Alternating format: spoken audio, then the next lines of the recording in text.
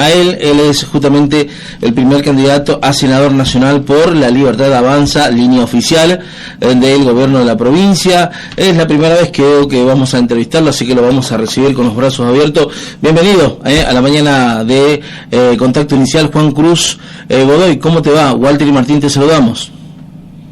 ¿Cómo te va, Martín? ¿Cómo te va, Walter? Muchas gracias. No, gracias a vos, Juan Cruz, por disponer de este tiempo. Sabemos que estás a full con mucha actividad, pero bueno, conocer un poco tu linaje, y recién por internos veníamos charlando un poquito de todo, así que contanos, ¿quién es Juan Cruz Godoy para la sociedad?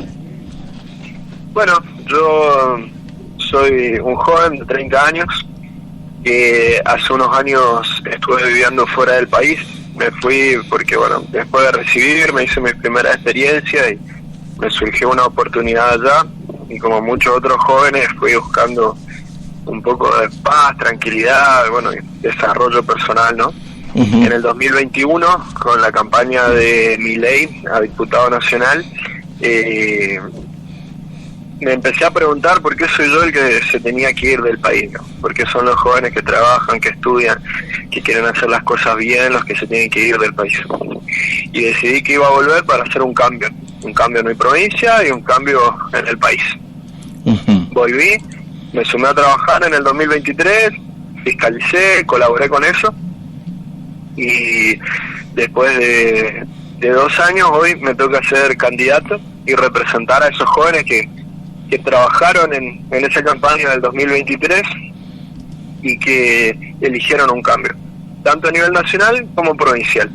Y ya en ese momento, sobre el balotaje, cuando teníamos que elegir entre Massa, que era la continuidad de la inflación, de la cuarentena del gobierno de Alberto Fernández, que nos hizo muchísimo daño a todos los argentinos, o Milei, muchísimos radicales, también personas del PRO, personas de los otros partidos que hoy están dentro de nuestra alianza, se sumaron a fiscalizar por Milei y a colaborar y a ayudar a esos jóvenes que recién estábamos empezando en política, que estábamos haciendo nuestra primera experiencia, para terminar de hacer el cambio que decidimos. Y hoy estamos enfocados y con un objetivo claro, en que el objetivo es nuestro, terminar lo que empezamos en el 2023, y por eso, junto con el gobernador Heredero y el presidente Javier Milei, el 26 de octubre, a una elección histórica, donde vamos a terminar de decidir si queremos ser un país serio, si queremos ser una provincia productiva, si queremos crecer, y todo eso de la mano del trabajo, del esfuerzo, y del esfuerzo que sé que muchos pequeños están haciendo hoy, y que muchos argentinos también, y que para que valga la pena tenemos que terminar lo que empezamos. Correcto. La Argentina tiene que avanzar y dar vuelta a la página. Juan Cruz, el golpe fuerte que recibió los libertarios en la provincia de Buenos Aires, pero de alguna manera, viéndolo desde un punto de vista político, equilibraron también, digamos, una fuerza que estaba, digamos, La Libertad Avanza, no tenía, digamos, un remarco que digamos, en esta última elección del año 2023, y terminaron como segunda fuerza, digamos, provincial, aún así con un resultado adverso de lo que esperaba, pero de alguna manera el presidente dijo, ¿no?, había que retomar cambio y hacer una profunda autocrítica. ¿Dónde apunta, según tu criterio, también esa autocrítica, y qué le va a ofrecer finalmente al electorado también nacional y sobre todo al bonaerense en estas elecciones del 26 de octubre? Bueno, yo en eso te propongo, Martín, hacer un breve análisis, también a Walter que está por ahí. Brevísimo análisis. Es una elección provincial, ¿sí?, donde no competía Javier Milei contra Massa como en el balotaje, y no competían los candidatos nacionales, sino que se competía en municipios prácticamente, ¿no?, de la provincia de Buenos Aires. Entonces jugaba un aparato muy particular y muy territorial del peronismo, que ha sabido usarlo todo este tiempo, donde los intendentes se jugaban sus propios consejos deliberantes, ¿no? Por eso vimos también intendentes que iban de candidato a concejales de sus propios municipios. Uh-huh. ¿Se entiende? Sí. Esa elección, digamos, tiene una lógica propia de la provincia y que no se puede nacionalizar. Eso como primera medida. Después, segundo, el presidente reconoce, con un traspié que tenemos que superar, son cosas que uno tiene que escuchar. Necesitamos hacer una autocrítica a nivel político para poder defender el rumbo económico que estamos llevando hoy. Necesitaremos aprender de esto y mejorar para presentar un buen producto político que la gente quiera votar con ganas y que la gente vaya a votar. Sobre todo este 26 de octubre es muy importante la participación de cada uno, que tomemos la decisión de quién va a dirigir los destinos de nuestra provincia y de nuestro país, porque si no lo van a hacer otros. Juan Cruz, buen día. Walter Mespulé te saluda. Sí. Hola, Walter, ¿cómo te va? Bien, te pregunto porque vos dijiste bien ahí recién como que este problema de la elección de Buenos Aires fue un proceso de nacionalización. Ese proceso de nacionalización que se hizo en la elección bonaerense, ¿provino de dónde? ¿Del oficialismo, del gobierno que fue el que empezó a fogonear esa situación, o del kirchnerismo? No, la elección es provincial porque el gobernador eligió desdoblarla, digo. Sí, eso está más claro. La hubiera dejado junto con la elección nacional, como fue siempre en la provincia de Buenos Aires. Con lo cual, después querer adjudicarse que ese mismo resultado lo va a tener en todo el país o lo va a tener en una elección nacional, me parece que no corresponde, digamos, simplemente. Es una elección provincial, lo que es. Esa lectura también la hicimos también al día siguiente nosotros, pero claro, los medios nacionales y demás redes sociales, todo involucraban a la peor imagen del presidente y por supuesto hablaban de la gestión y ya el ocaso prácticamente de la fuerza libertaria, pero evidentemente sabemos no mezclar, digamos, la situación y empezamos a evaluar con mi compañero también esa posibilidad de que la Libertad Avanza levante la frente, digamos, y se ponga obviamente también a trabajar en eso. Juan Cruz, preguntarte también porque anoche el presidente Javier Milei finalmente presentó el presupuesto 2026 de cara a, digamos, a esta composición, digamos, legislativa que está actualmente, pero seguramente con la esperanza de obtener mayor cantidad de senadores y diputados en la Cámara Baja y en la Cámara Alta de, obviamente, del Congreso, ¿no? ¿Cómo ves vos también la presentación del presupuesto 2026 que remarca nuevamente que más del 85% de ese presupuesto vaya a parar, obviamente, a jubilaciones, a salud, a educación y a seguridad? No, lo lógico es que el presupuesto tenga, primero, equilibrio fiscal, porque eso es lo que nos trajo la estabilidad que estamos logrando de a poquito, que es básicamente bajar la inflación.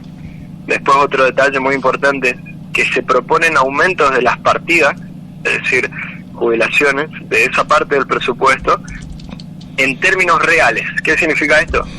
Que además de la inflación, va a aumentar un 5% más. Es decir, se va a compensar la inflación y un poquito más. Eso es muy importante porque le está asegurando dentro del plan que no va a perder poder adquisitivo. Hasta este momento, todos los aumentos que se planteaban eran nominales. ¿Qué quiere decir? Que nosotros te podemos aumentar el número de lo que vos cobras, pero después cuando te vas al supermercado no te alcanza igual. No sentís ese aumento, porque te aumentan el 15%, pero la inflación va al 25%, entonces no te alcanza, perdés poder adquisitivo, ¿me entiendes? Y después el presidente reconoce que muchas personas no la están pasando como quisiéramos, ¿sí? Que todavía no están sintiendo los cambios, que todavía no ven los beneficios de vivir en estabilidad. Pero para eso falta poco. Ya para el año que viene vamos a sentir una mejoría, va a haber un crecimiento de la economía y todavía vamos a tener mayor estabilidad. Que la estabilidad parece que es algo que no necesitamos porque ahora la tenemos. Pero en el 2023, cuando vos querías cerrar un alquiler, no sabía qué precio hacerlo. No sabía cómo armar el contrato, ni porque no podrías... ni en qué moneda tampoco pagarla, qué por precio supuesto. cobrar. Exacto, no sabías a qué precio vender tus productos si eras comerciante. Vos vendías la ropa, al mes siguiente querías ir a comprar más ropa para volver a vender ropa en tu local y no te alcanzaba para comprar ni siquiera lo que habías vendido. Y volvía y decía, bueno, ¿a qué precio tengo que vender para poder asegurarme, poder recomprar, para poder seguir con mi negocio? Es muy complicado vivir así. Y vivimos así muchos años. En la incertidumbre. Estábamos llegando a un punto, estábamos llegando a un límite de hiperinflación, donde el 90% de los argentinos íbamos a ser pobres. Esa estabilidad se logró con el equilibrio fiscal. Esa tiene que ser nuestra primer política de Estado de aquí en adelante. Todo lo demás podemos discutirlo, pero eso tiene que ser básico, porque eso nos hace más pobres a todos si no lo controlamos. Juan Cruz, sin equilibrio fiscal no hay posibilidad de tener un país viable. Sí, dale. Pero eso lo vemos en todos los países que tenemos alrededor, si no tienen inflación. Sí, Juan Cruz, Es algo que pero necesitamos solucionar. Sí, perfecto. Sabemos que nuestro nivel de corrupción en la Argentina no solamente vienen de estos 20 años de gobierno justicialista, sino de todos los gobiernos que han pasado en estos 40 años y pico más de trayectoria de la democracia desde la vuelta del año 82 a la fecha, 83 a la fecha. Pero también convengamos de que el ajuste brutal, según Milei en el anuncio de ayer, dice que lo peor ya pasó, pero que de igual manera el ajuste brutal va a continuar durante el 2026. Entonces, ¿qué expectativas pueden tener la sociedad argentina, el trabajador argentino, cuando decimos bien, sí, la inflación está en el 1,9, pero sabemos muy bien también que el índice inflacionario no está contemplando muchos rubros que utilizan las familias argentinas, como por ejemplo la televisión, la telefonía y otros parámetros que son muy comunes en lo que hace a la vida de las familias, y que eso no son tenidos en cuenta a la hora de fijar un índice de inflación. Sobre todo, más que nada, tenemos que tener en cuenta que en el último mes y medio los combustibles prácticamente han venido teniendo un aumento de prácticamente semanal, y que todo eso se traslada o se traduce en aumento a través de todos los insumos que la familia necesita para comer y vivir. Hay una cuestión técnica que entender. La inflación es un promedio de precios. Sí, bueno, pero no que ese promedio de precios no contempla justamente los otros servicios. Precios, sí, no, contempla servicio de comunicación. No, la telefonía celular, por ejemplo, no está contemplada, la televisión por cable no está contemplada, el internet no está contemplado. No, servicio de comunicación sí. La cuestión es la siguiente: vos tenés precios que pueden aumentar por encima de la inflación, pero tenés precios que o aumentan por debajo de la inflación o incluso algunos bajan. Vos tenés precios de algunos alimentos que de un mes a otro bajan porque se subieron los precios en el mes anterior y bueno, vieron que no fue validado por el mercado y bajan después. Si todos los meses nosotros vemos los precios que subieron más que la inflación, nos va a parecer que la inflación debería ser más alta, pero en realidad la inflación es un promedio. Y la realidad es que nosotros tenemos que aprender a vivir en estabilidad. Y eso cuesta también. Sí, nosotros tenemos que aprender que los precios no van a cambiar todos los días. Perfecto. Y vamos a ver que es mejor vivir así. Perfecto. Ahora, yo ya te dije, hay un esfuerzo que nuestra gente está haciendo para poder salir de la situación en la que estábamos, de un gasto brutal enorme en eso mismo que vos decís, una parte de lo que se pierde por corrupción, otra parte de lo que se pierde en mal gasto, otra parte de lo que se pierde en gasto de la política, otra parte de lo que se gasta genuinamente en educación, salud, seguridad y demás cuestiones, que todo ese gasto terrible que hicieron gobiernos anteriores sin tener responsabilidad, hoy lo estamos pagando. Pero no es que el ajuste es opcional, la economía ajusta sí o sí. La inflación es una medida de ajuste, que vos no la controlás, es desordenada. La inflación va, si vos no la controlás, si vos no te ordenás, la inflación te sigue ajustando. Si todos los meses éramos más pobres, iba al supermercado y las cosas salían más caras. Vos tenías un negocio, un comercio de venta de electrodomésticos, los precios cambiaban una vez a la mañana y otra vez a la tarde. Y bueno, pues lo mismo está ocurriendo ahora con el tema de la variación del dólar. No, hoy los precios no cambian de esa manera. ¿Cómo que no? Si con el aumento del dólar el otro día ya prácticamente todos los comercios subieron un 10, un 12%. El dólar hace 2 años costaba 1.400. ¿Cuánto está ahora? 1.485 cerró ayer. Y bueno, entonces, si arriba la banda que decía explotación del gobierno. Y 1.485, entendemos que los precios no cambian de la misma manera. ¿Me entendés? Es cierto, y yo lo reconozco, no es algo que somos insensibles a eso, que existe el esfuerzo. Ahora, no es lo mismo. Correcto. ¿Entiendes? No es lo mismo vivir en inflación y vivir en incertidumbre diaria. También hay una gran especulación de mercado también, en eso, Juan Cruz, creo que coincidimos, porque otro también referente... La especulación del mercado, a ver, yo que soy liberal, el que quiere especular lo va a hacer siempre. Vos tenés que tener una economía sólida. Ese es tu responsabilidad. Vos no podés controlar la vida de lo que quiere hacer cada uno, porque nosotros todos especulamos, todos queremos comprar un auto que después se vuelva más caro, todos queremos pagar las cosas baratas y después venderlas caras. Eso es especular, eso es parte de la libertad de las personas. Ahora, nosotros como gobierno tenemos que tener una economía sólida para que la especulación no te perjudique. Tiene que ser una parte ínfima de la economía lo que te afecte. Lo que es entre 1.400 y 1.450 del dólar, bueno, si eso es especulación, ahora no se fue a 3.000, no se fue a 7.000 como decían que iba a estar en diciembre del 2024. Correcto. ¿Entendés? O sea, Juan Cruz, la estabilidad es una realidad.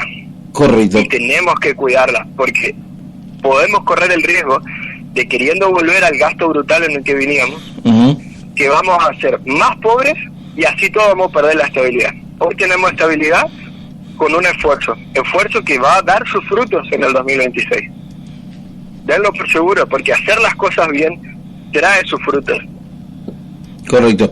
Juan Cruz, preguntarte también sobre la autonomía de las provincias, y en esto también habló ayer justamente Javier Milei cuando volvió a repetir que las provincias son de alguna manera las responsables de sus economías, de, digamos, administrar sus bienes, de sus ingresos, y obviamente proponer desde, obviamente, cada región el impulso de la obra pública a través de la mano privada. ¿Cuál es tu visión con respecto a eso, ¿no? De la autonomía de las provincias? Es una realidad. Nosotros vivimos en un país federal donde vimos un claro ejemplo con el ex gobernador Jorge Capitanich, que ahora vuelve a ser candidato una vez más, donde tomó una deuda enorme que después la defolteó el gobernador Domingo Pepo, es decir, no pagó la deuda, volvieron a defoltear ahora, y cuando la renegociaron durante todo el mandato de Leandro Heredero y un año más. Nosotros vamos a pagar 80.000 millones por año de esa deuda, y la responsabilidad es de ellos. Hoy traemos ese costo que se encargaron de pasárselo a otro gobierno por la falta de carácter y responsabilidad de los dirigentes que nos habían gobernado hasta el 2023, de no saber gobernar con responsabilidad, y hoy estamos pagando los costos. El esfuerzo que estamos haciendo es por eso. O si no, nosotros mismos con fondos propios, si no tuviéramos esa deuda enorme que tomaron en teoría para hacer obras y vemos que no terminaron el acueducto, hoy se estarían utilizando en el segundo acueducto. Pero por el apoyo del gobierno nacional se financia la obra más grande de todo el país, que va a ser el segundo acueducto, que va a poder llevar agua al interior de nuestra provincia. No estamos hablando ni de luz, ni de internet, no estamos hablando ni de robótica, ni de inteligencia artificial como el resto de los países. Estamos hablando de agua, que no es una obra que se puede hacer en 15 días, 2 meses, en un gobierno de 2 años. Lleva muchísimo tiempo. 20 años de gobernar, haciéndonos creer que eran el gobierno de las obras y que inauguraban todos los días una canchita de fútbol, un estadio y demás. Nunca se calentaron por llevar agua a nuestra gente. ¿Vos me entendés de la base de la que partimos? El punto de partida. Sí, no, aparte necesitamos entender que no podemos vivir con irresponsabilidad. Tenemos que ser responsables y no hay manera que no sea la vigilancia ciudadana activa. Thomas Jefferson lo dijo en la Declaración de Independencia, padre fundador de los Estados Unidos. El precio de la libertad es su eterna vigilancia.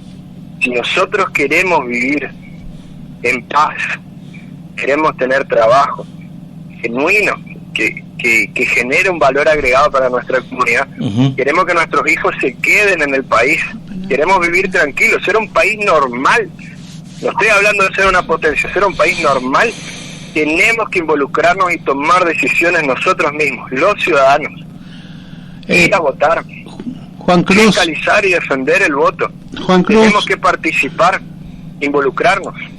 Juan Cruz, vos recién hablabas de la deuda que había tomado en su momento Pepo, ¿no es cierto? Y que fue una de las cosas que ahora la gestión de Herederos se la tiene que afrontar.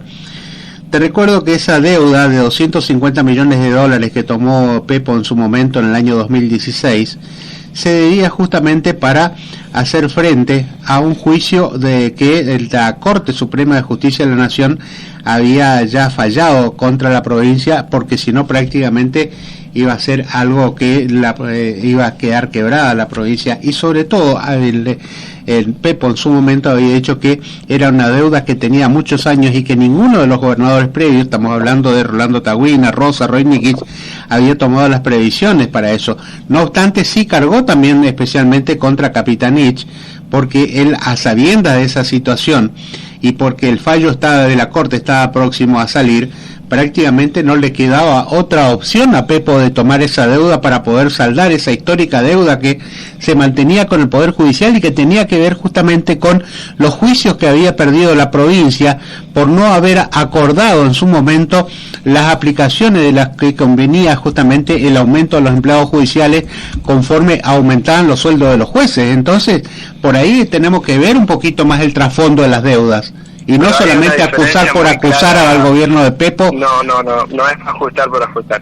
Hay una diferencia entre quejarse, decir quién es el responsable y después no pagar la deuda, a decir quién es el responsable y pagar la deuda.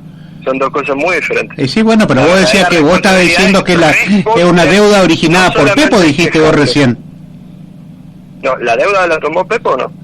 Perfecto, pero ¿en base a qué? En base a decisiones. No la pagaron, ¿no es cierto? Espera un cachito, no me saltees la pregunta a mí. Te estoy diciendo que la deuda fue generada en los gobiernos de Tagüina, Rosas y Nikich por una cuestión de no aplicar lo que tiene que ver en la cláusula donde dice que los sueldos de los judiciales iban ajustados al sueldo de los magistrados. Y la Corte Suprema falló a favor de los empleados judiciales y a Pepo no le quedó otra opción de tomar ese empréstito para poder saldar esa deuda que le habían dejado a gobiernos anteriores. Por lógica pero hay que pagarla. ¿Cómo? La responsabilidad es tomar la deuda, decir quién es el responsable y después pagarla. Perfecto, hoy pero te pregunto... No podemos renegociar ni siquiera una parte de la deuda. Te pregunto, Juan Cruz... Esa es la irresponsabilidad. No, pero no es la responsabilidad de última de Pepo, porque la continuidad de gestiones también existe para el Estado y para cualquier privado. Entonces la gestión que le procedía a Pepo, que era seguramente cuando iban a empezar a tomar, porque también tenemos que tener en cuenta que todo préstamo que se toma siempre tiene un periodo de cadencia, podríamos decirle así, para iniciar el pago, y que por lo general supera al tiempo de tu gestión al frente del Ejecutivo o al frente de tu mandato. Entonces no se le puede cargar toda la culpa a un gobernador. Yo no dije eso. No lo dije. Pero vos estás diciendo que es una deuda que tomó Pepo y que no se pagó y no la pagó. No la pagó Capitanich en el siguiente mandato. Eso fue lo que dije yo. Yo acá no le estoy cargando la responsabilidad a una persona. Estoy diciendo que la continuidad del Estado depende de la responsabilidad de nuestros gobernantes y de pagar las deudas. Y eso es ser responsable. No quejarse nomás. No decir quién fue el culpable hace un montón de años. En el gobierno del 2007 fue el de Roy Nikich, yo iba a la primaria. Ajá. Mi participación en política empezó hace 2 años. Yo soy responsable de la democracia desde que tengo 18, porque cuando yo tenía 18 todavía se votaba a los 18 recién. Y yo asumo mi responsabilidad de que vivo en un Estado democrático y soy también responsable de las decisiones que toman los representantes, incluso cuando yo no los voté, porque elijo jugar este juego. Perfecto. Ahora, eso no quiere decir que yo no pueda decir cómo sucedieron las cosas y que nosotros no podamos elegir bien a nuestros gobernantes diciendo la verdad. Correcto. Que la realidad es que fueron irresponsables en la gestión. Tenían los recursos y no los usaron, no se ordenaron, entregaron la provincia con 90.000 millones de gasto en sueldos y con 1.300 millones en la caja. Correcto. Dejaron la bomba, no de mecha corta, sin mecha. Ahora, eso hay que decirlo. Después, ¿quién fue la responsable? ¿Cómo se originó la deuda y todo lo que vos me decís? Es todo parte de la continuidad del Estado. El tema es qué haces vos con eso. Porque nosotros sabíamos cómo iba a ser. Pero la herencia que recibíamos sabíamos que iba a ser terrible. Sabíamos que íbamos a tener que hacer un esfuerzo enorme todos para salir de esta situación. Correcto. Juan Cruz, tenemos la tanda comercial que hacer justamente y se nos extendió demasiado ya esta charla, pero igual, digamos, muy interesante estos temas, realmente muy actuales también, y gracias también por darnos tu tiempo y tu reflexión al respecto, pero te comprometo, si querés, al aire, darle más continuidad a tus proyectos en las próximas charlas para hablar enteramente de tu campaña y también obviamente de cara a lo que va a ser ya el próximo domingo 26 de octubre. ¿Te parece así? Muchísimas gracias por la charla, Martín. Muchísimas gracias, Walter. Me parece muy interesante que siempre haya distintas opiniones y celebro que podamos charlarlo. Claro que sí, y en democracia mucho mejor, mi querido. Un abrazo gigante y estaremos en contacto más adelante, ¿sí? Hasta luego.